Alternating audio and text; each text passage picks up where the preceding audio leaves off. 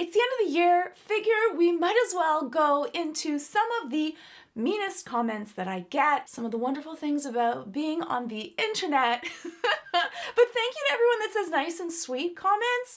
I really do appreciate it. Because I think it's kind of fun to take a look at all of the things that people have to go through. We can also discuss a little bit of the psychology of how to respond when someone's giving you a critique or just being cruel. Because sometimes people are just having a bad day and need someone to kick. I don't know what these are going to be either. So we're going to be going through these together. Okay, let's do it. Yeah, I really believe you to be a psychotherapist in that silly, unhinged, cringe outfit. That is the way that they wrote it. And you ask why women get paid less than men.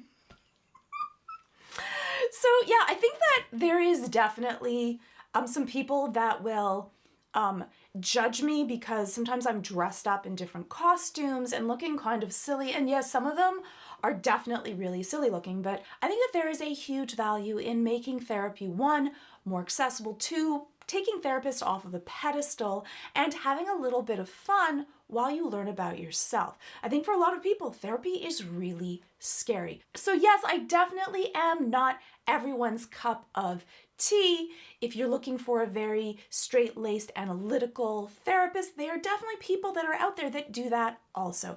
But I think that this helps people feel more comfortable, and a lot of my people have come to me and said, you know what? I find you more real and accessible, and I don't fear that you're going to judge me because I'm dressed up every once in a while, so I definitely would not be the first one to judge. As to the second part, as this is why women are paid less than men, I don't really understand what your point was to that. That just seems misogynistic and mean, but okay, you can have your own opinion. This one is to Homelander kills everyone, and it goes, I don't know what kind of bogus degree you have, but this isn't incredibly hard to decipher. He's a sociopath, become manifest because he's made to be one. It doesn't mean that he doesn't have emotions. They're convoluted because he has aberrant childhood. I think that actually, especially for Homelander, there's a lot to discuss. And I think that the same thing with sociopathy, which is really antisocial personality disorder. And I think that it's really important for us also to take away that everyone that has antisocial personality disorder does not mean that they're going to be violent. And I think that more knowledge is power. I think that for some people, something might be really obvious to them, but that doesn't mean it's obvious to everyone else. And I think that discourse of discussing things and not making other people feel bad just because you have a knowledge base that someone else may not has a huge amount of value. But I definitely think that Homelander is one of the more interesting characters to go through. And is he actually born a sociopath, or did this happen to him because of everything that occurred in his life? So I think there's a huge amount of information to be able to unpack. Even if you per se do not find that there's a value in that, does not mean that everyone else won't. Okay, so this one is to my Homelander doesn't kill Butcher explained. And this person says, a realistic professional has no business judging anything fictional characters do that isn't explained. Therapists aren't trained as well as they think they are anyway. I don't know, I went through the schooling that I think that I went through, or more would have been successful with me. Oh. Okay, that's really sad. I'm so sorry that your therapy wasn't successful. It might have just been, though, that you didn't have the right type of therapist. Perhaps you want something that's more psychodynamic or more bridged directly in biology. So I think that matching really makes a huge difference. And I would say go get a specialist, especially if you've had difficulty with different therapists. You need to have that alliance and trust someone to be able to go there. Now, as to therapists should not be analyzing anything that is fictional. Yeah, of course we should. We can analyze books and stories and go through what is real and what isn't and why people might do things or not. These were written by people that are often sharing their own feelings about the world and how they can see them. And for a lot of people, especially when it's difficult for you to feel things, it's so much easier to look at a secondary character and be able to understand or even share those emotions. So often media and art is a way for us to be able to unlock and understand ourselves. And that's why art has so much value in society. So this one's another one to home. I get a lot of the mean ones to the boys. I wonder why. Okay. White women entering psychology as therapists is the reason why everyone is mentally ill these days.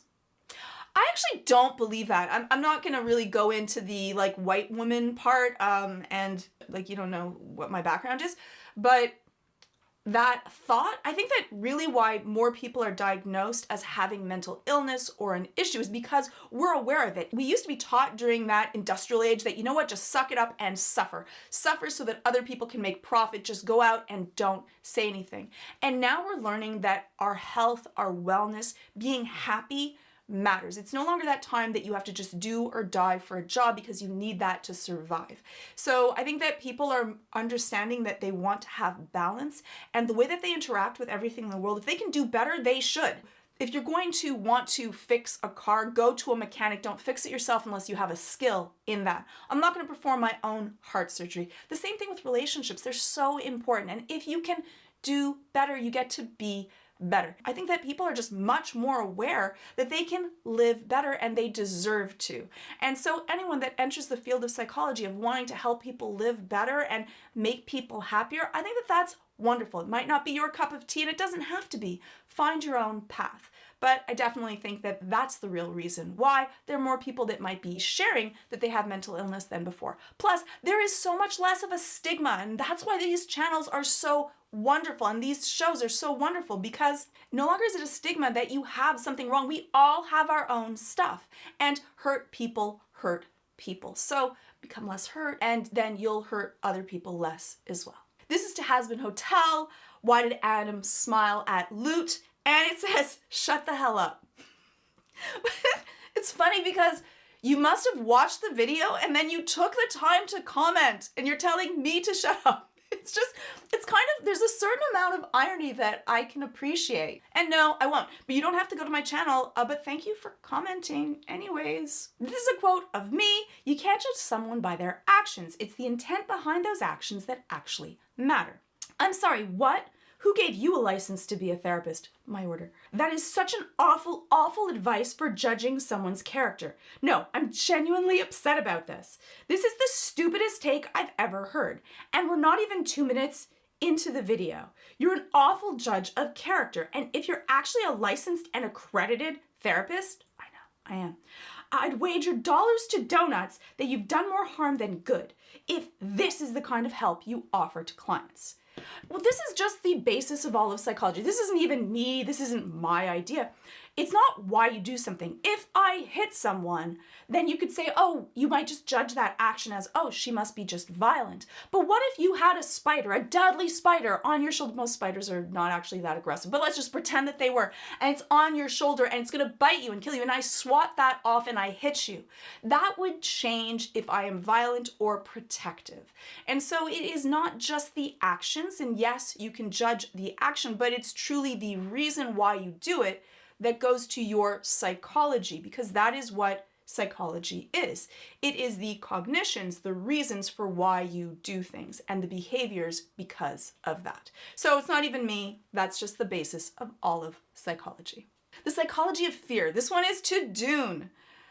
An absolute fool, a hack, projecting and not analyzing. You have no idea at all, do you? No insight, no nothing.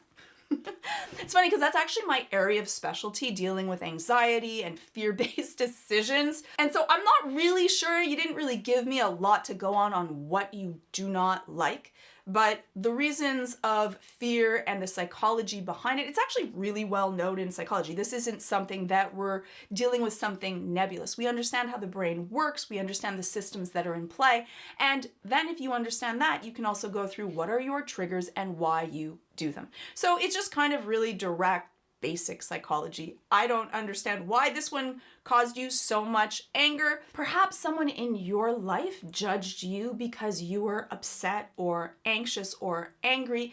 And so because of that, you see me as that placeholder of someone else that is judging someone. I'm not judging, I'm trying to analyze and explain and help people to be able to understand themselves and others better. So that hopefully we live better.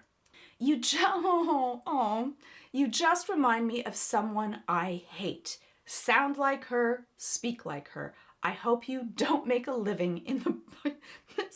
I hope you don't make a living with the public.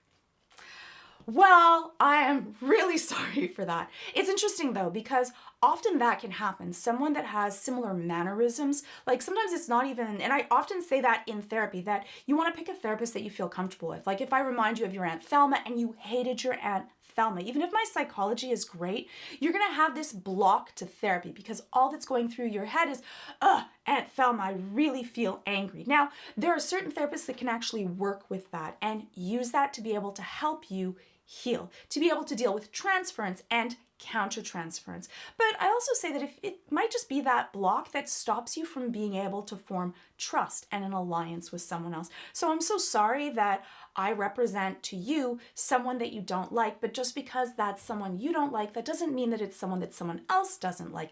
Everyone has different things that they're interested in and that they feel comfortable with versus what they don't. So sometimes we believe that just because I feel a certain way that everyone else must feel that way. Just because you might like red cars doesn't mean that everyone else does as well. So sorry, but yeah, you just went to my YouTube channel.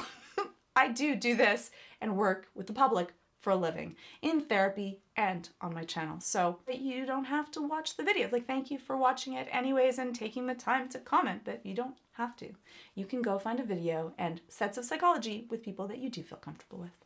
Oh, look, a clout chaser. Listen, I think they mean no, he has depression as well as ADHD or autism. So stop this and do you actual job. Do I think they mean your actual job?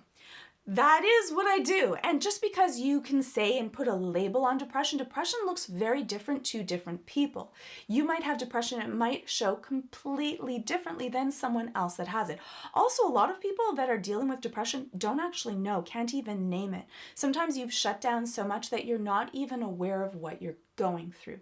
So yes, I think that often people like to get on this pedestal, and because I know everyone should know, and kind of shoo down or try to poo-poo or make other people feel bad because it's something that's obvious to you. But I think that stops people from being curious and asking questions and feeling comfortable to be able to say a comment because they're so worried that something they say may be looked at as stupid. And that shuts down discourse. And I think that that's one of the issues that we're dealing with today, that people don't feel comfortable to be able to be silly, to be childish, to ask questions that might be a question that might look silly to some people. If it's a question that you have, probably other people do as well. And it's okay, just share it. That's my feeling to it. So I appreciate everyone's questions, even if they're questions that other people may not like or might be looked at as silly. Go ahead, share it.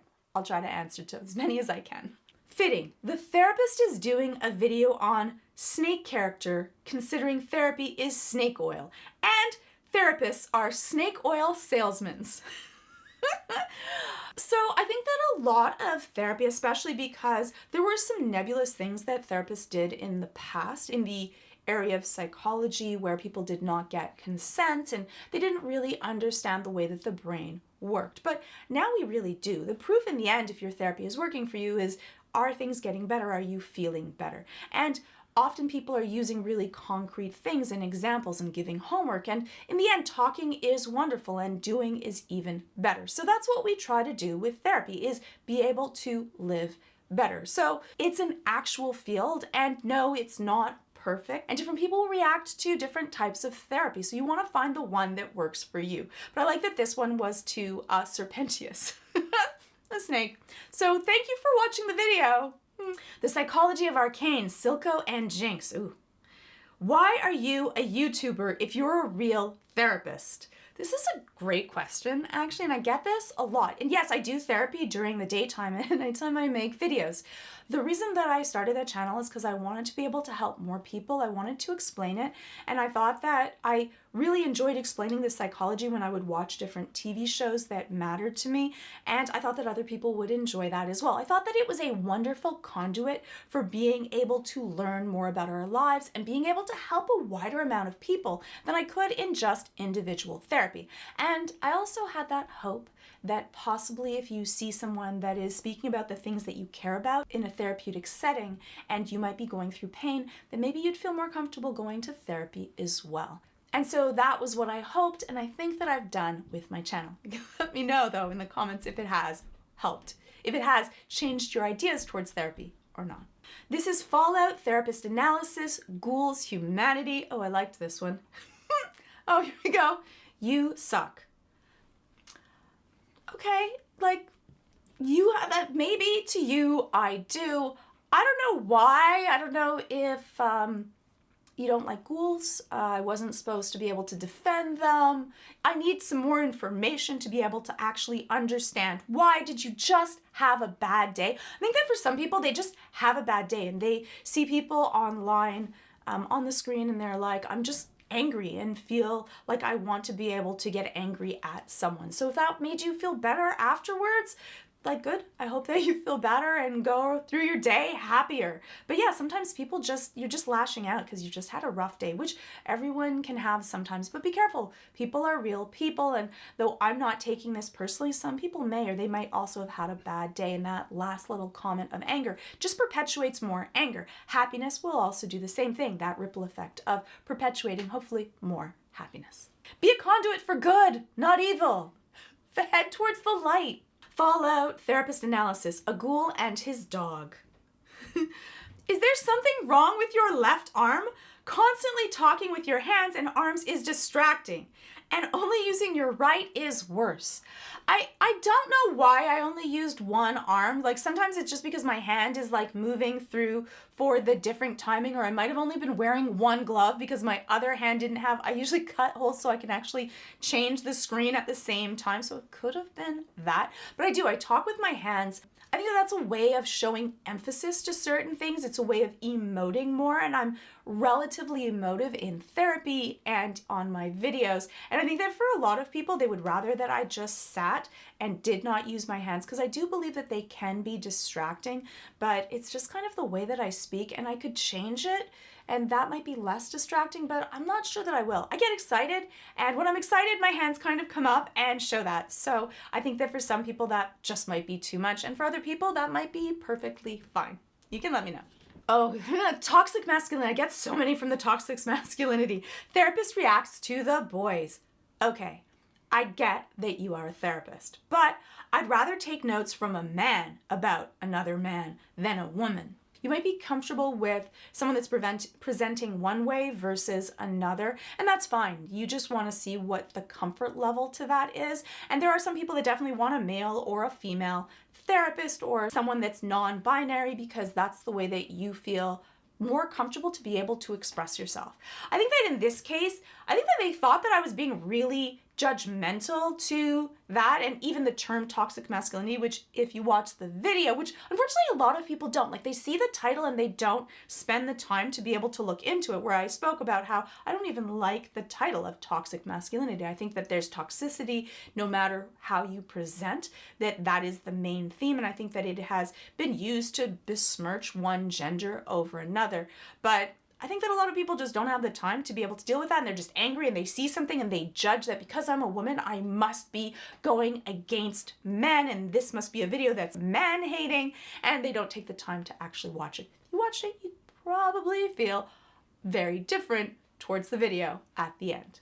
And this one is to Fallout. Psychiatrist Thomas Shazaz once wrote that the very fact therapists and psychotherapists think they can psychoanalyze fictional characters by following pages of invented stereotypes directly indicated the entire profession was a scam, that people didn't understand epistemic science. Thank you for proving this point. It's an interesting thing. You can apply psychology to many different areas of life. And yes, sometimes the fictional characters might follow human dynamics for therapy and the way that we would go through our own psychology, and sometimes it doesn't. I think that discussing that is really important, so we can go through what and why. And we can also use that. Often we can use archetypes of people that we see, and we can feel through them, not just through media. You can do that through art, through music, through dance. There's a lot of different ways that you can show emotions, especially for people that are repressed or that are dealing with difficulty. Sometimes you see a character and that character just sings to you or makes you feel something, and that has value. And discussing that also has value. And just because someone may not agree with this is the way that we can discuss things and look at things does not mean that the entire field is at fault because of that. You can use psychology to discuss and deal with many things, just like you can for many other fields. I think that a wonderful way when someone approaches you with something mean, one is just pause. Just let them have a few moments to digest that if someone says something mean to you. And you might even ask them to repeat it. Often when someone has to reflect on what they said, it allows them to be able to hold it. Just because someone says something mean does not mean you have to catch it or carrying it. Just because someone has an opinion about you does not make that real. And that doesn't mean that that has to be a reflection on who you actually are. In the end, it's how you see yourself that really matters. And as long as you're trying to do better and not trying to harm other people, we need to reflect on who we are, but you want to do that from a genuine way. And sometimes people are just angry and upset, and a lot of times that's more a reflection of them than you. Hopefully you have a wonderful new year, and I will be starting off the new year with new videos. Yes, we have a whole bunch that we have to get to. I know, I'm falling behind. I'm doing everything that I can. And hopefully you'll still be joining me in the new year with my next set of videos.